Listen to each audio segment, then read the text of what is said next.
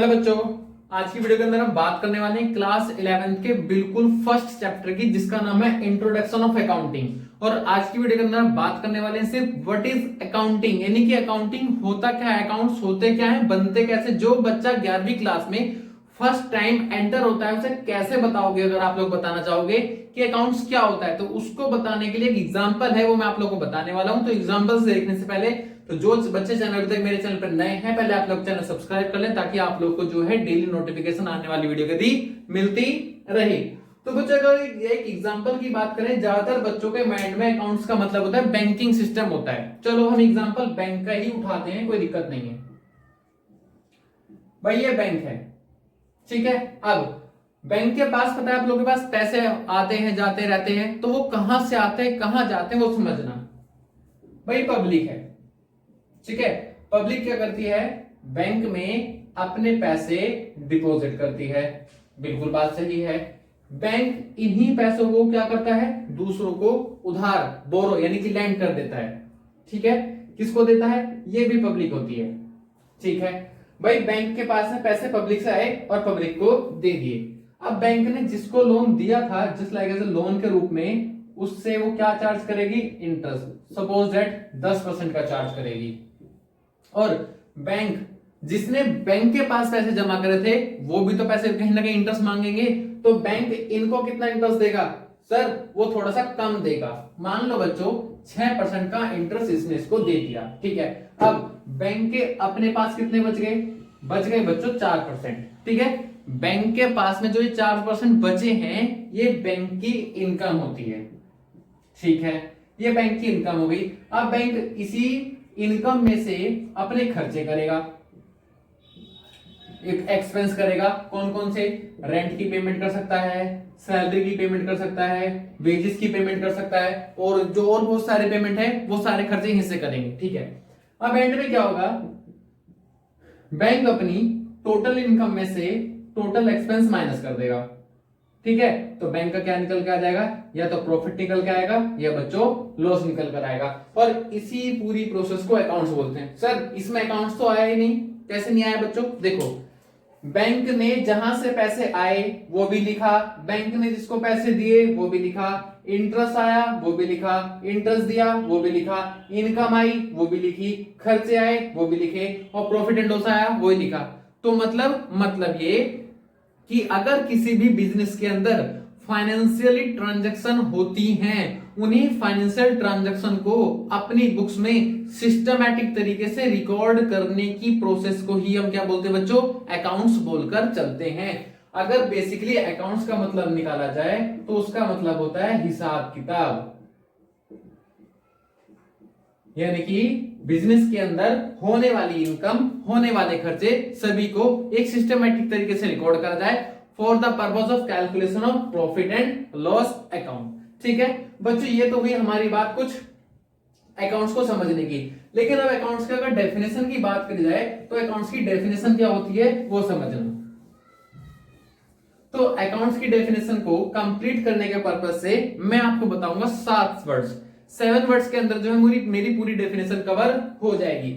सबसे पहले identification of transaction,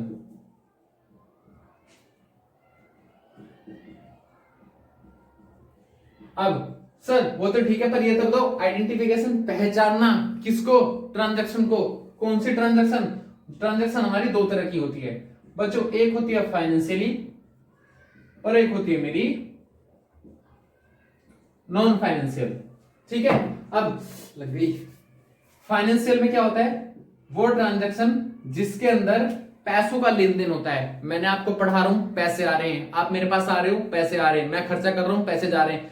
जिस ट्रांजैक्शन के अंदर पैसों का इन्वॉल्वमेंट होता है वो सारी मेरी फाइनेंशियल ट्रांजैक्शन होती हैं, और जिन ट्रांजैक्शन के अंदर पैसों का लेन देन नहीं होता वो हमारी नॉन फाइनेंशियल होती है।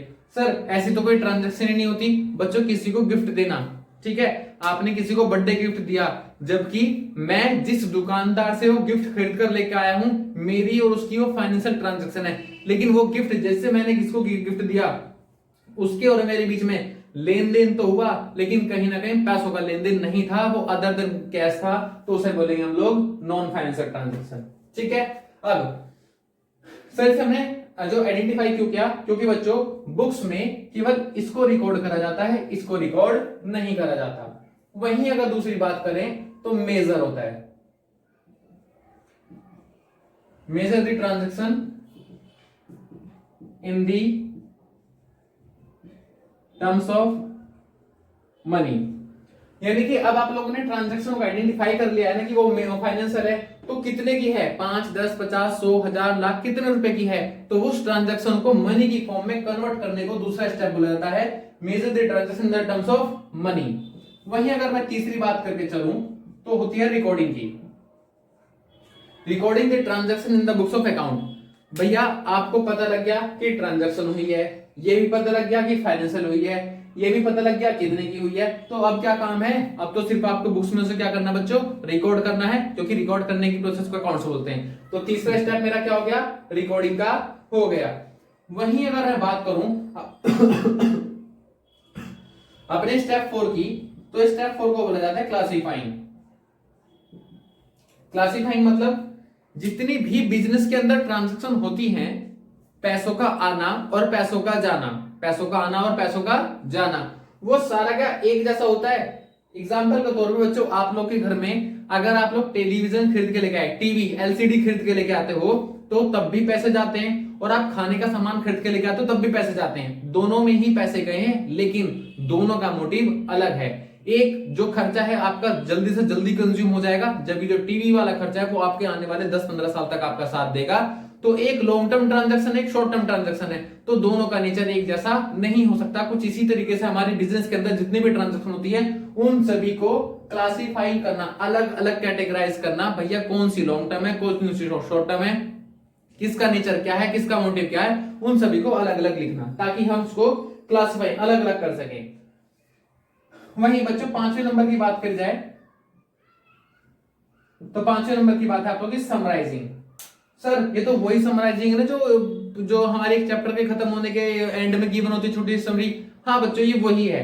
इसका मोटिव यहाँ पे है कि अगर आप लोग ने कोई भी ट्रांजैक्शन बिजनेस के अंदर करते हो, तो जो अलग अलग कैटेगरी की ट्रांजैक्शन होती है आप उन्हें अलग अलग रिकॉर्ड ना करके एक ही जगह रिकॉर्ड करना, यानी कि जो बड़ी बड़ी ट्रांजैक्शन को छोटे छोटे रूप में दूसरे को समझाना, ताकि हमने जो चीज लिखी है वो सामने वाले की समझ में इतनी आसानी से आ जाए, तो उसको क्या करना, शॉर्ट रूप में समझाना। अब मैं क्या कर रहा हूं कि हालांकि अकाउंटिंग की डेफिनेशन बहुत बड़ी होती है, बस मैं इस तरीके से समझाने की कोशिश कर रहा हूं, उसको छोटे रूप में समझाने की कोशिश कर रहा हूं, ताकि आप लोग को समझ में आ जाए। उसी को क्या बोलते हैं बच्चों, लोग समराइजिंग बोलकर चलते हैं। समराइजिंग के बाद में अगर छठे पॉइंट की बात करी जाए तो बच्चों वो होता है एनालिसिस एंड इंटरप्रिटेशन।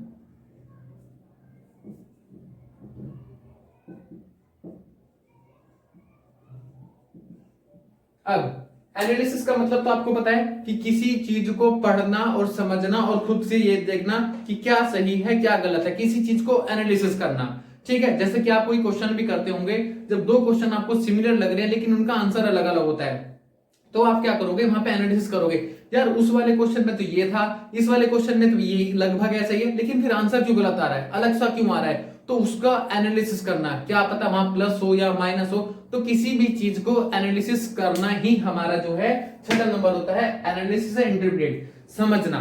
ठीक है, किसी भी चीज को चेक करना, जांचना। जो कानून करता है, जो पुलिस करती है, जो केस होते हैं वो क्या करते हैं, उनको एनालिसिस करते हैं कि कौन सी चीज कहां से कैसे कैसे जुड़ी हुई है, तो उसको बोलते हैं एनालिसिस। और लास्ट वाली बेटा है हमारा कम्युनिकेशन।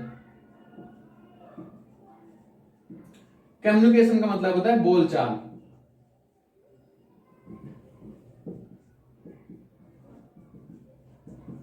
बोलचाल, बोलचाल का मतलब आप मेरे बिजनेस के ओनर हो, मैं आपके बिजनेस का अकाउंटेंट हूं, आप लोगों ने मेरे बिजनेस में 1 लाख रुपए लगा दिए, इन्वेस्ट कर दिए। अब साल के एंड में आप लोग आओगे और मैं क्या करूंगा, मैं सिर्फ आप लोगों को क्या करूंगा, समझाऊंगा कि सर मेरे बिजनेस में जो आपने 1 लाख रुपए लगाए थे उसका ये खर्चा हुआ, उसका ये फायदा हुआ, यहाँ नुकसान हुआ, यहाँ प्रॉफिट हुआ, ये हुआ वो हुआ, और साल के अंत में मैं आपको सारी इंफॉर्मेशन आपको समझाऊंगा। किसको, फाइनेंशियल यूजर्स को। अब बच्चों यूजर्स कौन होते हैं, हमारे बिजनेस की जितनी भी लिंकअप होते हैं, जिससे डायरेक्टली और इनडायरेक्टली जो हमारे बिजनेस से डायरेक्टली जुड़ा हुआ होता है, चाहे डायरेक्टली चाहे डायरेक्टली, उसको हम क्या बोलते हैं, अपना यूजर बोलते हैं। और जो पैसों का लेन देन करता है उसको बोलते हैं फाइनेंशियल यूजर्स। यानी कि क्या करता है, जो अकाउंटेंट होता है कंपनी का, वो अपने मालिक को ये सारी चीजें बोल बताकर समझाता है, लिख के समझाता है कि सर ऐसी ऐसी चीजें हैं। तो इसको लास्ट ऑप्शन को क्या बोलते हैं हम लोग, कम्युनिकेशन बोल के चलते हैं। बच्चों मैं आपको एक छोटी सी चीज और बता रहा हूं जिसका नाम है यूजर्स कौन होते हैं, उसके अंदर भी थोड़ी समझने वाली बात है। यूजर्स बेटा हमारे दो तरह के होते हैं, एक होता है आप लोगों का इंटरनल और एक होता है बच्चों एक्सटर्नल। अब इंटरनल कौन होते हैं बेटा, तीन तरीके से होते हैं। कौन कौन, ओनर, मैनेजमेंट और लास्ट वन होता है हमारा एम्प्लॉय। ओनर यानी कि इंटरनल यूजर्स का मतलब होता है जो फैक्ट्री बाउंड्री के अंदर अंदर जो होते हैं, काम करते हैं बिजनेस के लिए, वो सारे कैसे बनते हैं मेरे लिए, इंटरनल। ओनर बिजनेस के अंदर होता है, मैनेजमेंट बिजनेस के अंदर का होता है, एम्प्लॉय बिजनेस के अंदर काम करते हैं। तो ये तीन चीज जो है हमारी इंटरनल बनेगी और बाकी सारी चीजें मेरी कैसी हैं, एक्सटर्नल है। जैसे कि हमारे डेटर्स, क्रेडिटर्स, हमारे इन्वेस्टर जो हमारे बिजनेस में पैसा लगाते हैं, उसके बाद डिपॉजिटर्स जो हमारे बिजनेस में पैसा केवल डिपॉजिट करते हैं, उसके बाद हमारे हो सकते हैं गवर्नमेंट किस क्या लेती है हमसे, टैक्स लेगी। और कौन हो सकता है, बैंक हो सकते हैं, ठीक है। और कौन हो सकता है, कंज्यूमर्स हो सकते हैं हमारे। और कौन हो सकती है, जो जनरल पब्लिक हमारी कंपनी से डायरेक्टली चाहे इनडायरेक्टली बेसिस पे किसी भी तरीके से जुड़ी है, वो हमारे कुछ एक्सटर्नल यूजर होते हैं। तो बच्चों आज की वीडियो के फिलहाल इतना ही है। और जो बच्चे अभी तक मेरे चैनल पे नए थे, आप लोग चैनल सब्सक्राइब कर लो। अगर आप लोग को वीडियो पसंद आई हो, चैनल को लाइक भी कर देना, वीडियो को लाइक भी कर देना और अपने दोस्तों में आप लोग शेयर भी करना, क्योंकि यहाँ पे आप लोग को डेली हमेशा अप टू डेट वीडियोस मिलती रहेंगी। सो आज के लिए tata bye bye, thank you.